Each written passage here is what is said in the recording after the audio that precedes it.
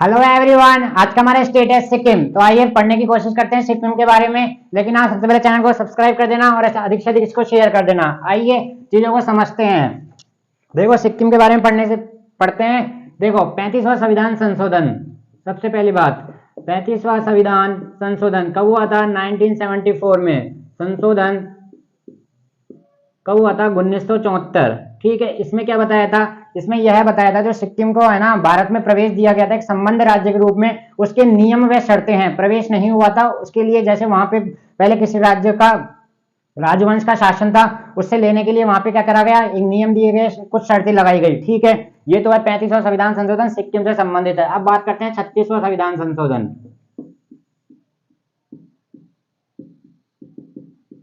36वां संविधान संशोधन कब हुआ था? यह हुआ था 23 अप्रैल 1975। 23 अप्रैल 1975 को सिक्किम को भारत में शामिल कर लिया गया था। 23 अप्रैल 1975 को सिक्किम को भारत में शामिल कर लिया गया था। तो यहाँ से दोनों आप संशोधन याद रखें, दोनों संशोधन किससे रिलेटेड है? सिक्किम से रिलेटेड है। इस बात का आप लोग यहाँ से ध्यान रखेंगे। आइए अब बात करते हैं। देखो, न्यूनतम जनसंख्या वाला राज्य कौन सा है? न्यूनतम जनसंख्या वाला राज्य सिक्किम है। क्षेत्रफल की दृष्टि से दूसरा सबसे छोटा राज्य, दूसरा सबसे छोटा राज्य काय के क्षेत्रफल इन एरिया, पहला कौन सा है? पहला है गोवा। इस बात का ध्यान रखेंगे। यहां से अपन ने क्या क्या सीखा? 35वां संविधान संशोधन 1974 सिक्किम से संबंधित, 35वां संविधान संशोधन 23 अप्रैल 1975 सिक्किम से संबंधित। न्यूनतम जनसंख्या वाला राज्य कौन सा है? सिक्किम है। दूसरा सबसे छोटा राज्य इन एरिया, क्षेत्रफल की दृष्टि से दूसरा सबसे छोटा राज्य कौन सा है? सिक्किम है। पहला कौन सा है? गोवा है। देखो, इलायची सबसे ज्यादा कहां पाई जाती है? इलायची का भंडार सबसे ज्यादा कहां है? सिक्किम में। इस बात का ध्यान रखना। फलोद्यानों का शहर किसको कहा जाता है? फलो उद्यानों का शहर। ठीक है, बहुत एक छोटा स्टेट है लेकिन सबसे ज्यादा फल और उद्यान बहुत ज्यादा है। यहाँ पे पर्यटन बहुत ज्यादा रहता है और इलायची का सबसे ज्यादा उत्पादक कहाँ होता है? सिक्किम में होता है। यहाँ से ये पॉइंट अपन याद रखेंगे। आइए, सिक्किम का गठन हुआ था 16 मई 1975 को। कब हुआ था? 16 मई 1975 को सिक्किम का गठन हुआ था। और कौन से राज्य के रूप में हुआ था? 22वें राज्य के रूप में इसे शामिल कर लिया गया था। और भारत के कौन से क्षेत्र में पड़ता है? भारत के पूर्वी क्षेत्र में पड़ने वाला यह राज्य है। यहाँ तक के पॉइंट क्लियर हो गए। आइए, राजधानी है इसकी गंगटोक। गंगटोक किसकी राजधानी है? आप जितने भी पूर्वी क्षेत्र के राज्य पढ़ रहे हैं उनकी राजधानियां अच्छी तरह से याद रखें। आइए, इनके सीएम है प्रेम सिंह तमांग जी, यहाँ के सीएम है। और इनका संबंध किस पार्टी से है? इनका संबंध है SKM। इनका संबंध किस पार्टी से है? SKM का इनका संबंध है। और इसका पूरा नाम क्या है? सिक्किम क्रांतिकारी मोर्चा। सिक्किम क्रांतिकारी मोर्चा से इनका संबंध है। और इसका गठन हुआ था 2013 में। पार्टी का गठन हुआ था। और संस्थापक भी कौन थे? प्रेम सिंह तमांग जी भी इसके संस्थापक भी है।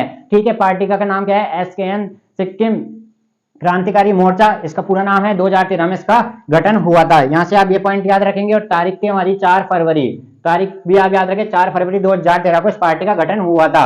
तो यहाँ के सीएम है वर्तमान में। आइए, गवर्नर है गंगा प्रसाद जी, यहाँ के वर्तमान में गवर्नर है। लोकसभा में यहाँ पे 1 सीट है, राज्यसभा में यहाँ पे 1 सीट है। इस बात का आप लोग ध्यान रखेंगे। तो लोकसभा में 1, राज्यसभा में 1, ये आपको आसानी से याद हो जाएगा। विधानमंडल 1 सदनीय है। और यहाँ पे कितनी सीट है? 40 विधानसभा सीट्स है। इस बात का आप लोग यहाँ से भी ध्यान रखेंगे। जिले यहाँ पे 6 हैं। इस बात का यहाँ से पॉइंट दिया। राज्यभाषा यहाँ की नेपाली है। राज्य पशु यहाँ का लाल पांडा है। और राज्य पक्षी यहाँ का रक्त तीतर यहाँ का राज्य पक्षी है। यहाँ तक के पॉइंट क्लियर हो गए? जल्दी बताइए, यहाँ तक के पॉइंट क्लियर हो गए? अब अपन बात करते हैं इसकी सीमा की। आइए, सीमा की बात करते हैं। सीमा नेपाल, भूटान और चाइना। तिब्बत बोल लेना है, चाइना। ठीक है, ये तो 3 तो हो गए देश। और हमारे एक स्टेट है, उसका नाम है पश्चिम बंगाल। ठीक है, तो 3 तो हो गई कंट्री। एक हमारा स्टेट है पश्चिम बंगाल से इसकी सीमा लगती है। यहाँ तक के पॉइंट क्लियर? पश्चिम बंगाल से इसकी सीमा लगती है। अब बात करते हैं आगे। यहाँ पे 2 जनजाति पाई जाती है। जनजाति का नाम रखना, जनजाति लेपचा और लिंबू। लेपचा और लिंबू, यहाँ 2 जनजातियां पाई जाती है। लेपचा और लिंबू, यहाँ पे 2 जनजातियां पाई जाती है। आइए अब बात करते हैं। देखो, यहाँ पे लिंगानुपात, लिंगानुपात कितना है? 890। और लिंगानुपात आपको बताया था पहले भी। लिंगानुपात क्या होता है?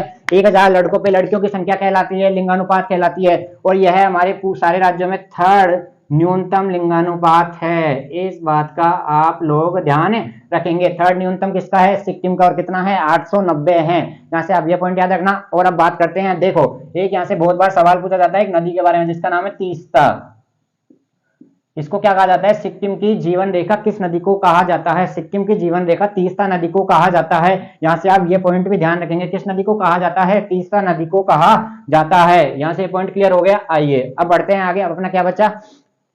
देखो, हाँ अब बचा विश्व विरासत स्थल। विश्व विरासत कंचनजंगा नेशनल पार्क, और इसको कब बनाया गया था? 2016 में इसको विश्व विरासत में शामिल कर लिया गया था। यहां से आप ये पॉइंट भी याद रखेंगे, ठीक है। अब तो कंचनजंगा नेशनल पार्क कहाँ हो गया? सिक्किम में पड़ गया था। यहाँ से 2 पॉइंट आप याद रख लेना। और अब अपन बढ़ते हैं आगे, और चीजों को समझने का प्रयास करते हैं। आगे बढ़ते हैं। देखो अब यहाँ पे एक वैली है, वैली बोलते हैं शिखर को, वो कौन सी है? चुंबी वैली। इस बात का ध्यान रखना, चुंबी वैली।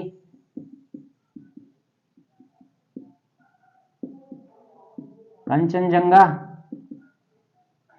ये क्या है? वर्ल्ड थर्ड बिगेस्ट चोटी है। विश्व की तीसरी सबसे बड़ी चोटी कौन सी है? कंचनजंगा। वो कहाँ है? सिक्किम में है। और बात करते हैं सिक्किम में क्या क्या है? चुंबी वैली हो गया, कंचनजंगा हो गया। और बात करते हैं सिक्किम के पश्चिमी भाग में यह सीमा है टेमा टी गार्डन। ये ज्यादा इंपॉर्टेंट नहीं है, लेकिन आप जब भी लिखे तो एक बार पढ़ ले। टेमा टी गार्डन और रूमटेक मठ, ये चारों चीजें कहाँ हैं? सिक्किम में। चुंबी वैली और कंचनजंगा, ये दोनों आप इंपॉर्टेंट है, इस बात का आप लोग ध्यान रखें। चुंबी वैली सिक्किम से। और आइए यहाँ पे क्या है? पहाड़ी क्षेत्र। पहाड़ी क्षेत्र में सबसे ज्यादा क्या पाए जाते हैं? दर्रे। दर्रे क्या बताया? दर्रे क्या होते हैं? दर्रा होता है जो एक चीज को दूसरी चीज से, पहाड़ को काटकर बनाया गया रास्ता जिससे दो चीजें एक दूसरे से कनेक्ट हो सके, ठीक है, उनको क्या बोलते हैं? दर्रा। तो यहाँ पे देखो एक सबसे इंपॉर्टेंट दर्रे का नाम है नाथुला दर्रा। कौन सा दर्रा? लिखिए, नाथुला दर्रा। नाथुला दर्रा कहाँ है? सिक्किम में। और जेलेपला दर्रा भी कहाँ है? सिक्किम में। तो नाथुला दर्रा और जेलेपला दर्रा दोनों कहाँ पे स्थित है?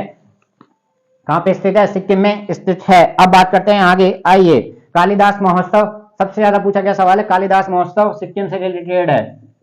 एक पॉइंट आप यहाँ पे महोत्सव लिखना। कालिदास महोत्सव किससे रिलेटेड है? यह सिक्किम से रिलेटेड है। लोसार, यह भी किससे? सिक्किम से। और एक इसी का सिमिलर नाम है लोसांग।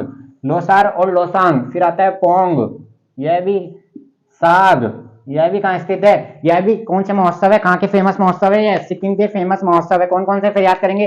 कालिदास महोत्सव, लोसार महोत्सव और लोसार, लोसांग, पोंग, साम। और आता है फूल महोत्सव। फूल महोत्सव भी कहाँ मनाया जाता है?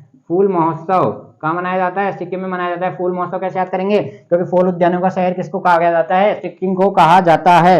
यहाँ से ये याद रख लोगे आप। आइए अब बात करते हैं अपन यहाँ पे लोक नृत्य की। लोक नृत्य यहाँ पे सबसे ज्यादा इंपॉर्टेंट है। और आप एक उस नदी का याद रखना, तीस्ता नदी का आप सबसे ज्यादा याद रखेंगे, क्योंकि सिक्किम की जीवन रेखा किस नदी को कहा गया है?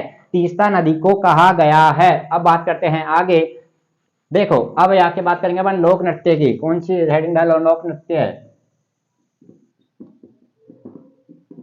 लोक नृत्य, लोक नृत्य में कौन कौन से आते हैं? आइए, संगिनी आता है, शब्दों आता है, और सिंगनी चाम आता है।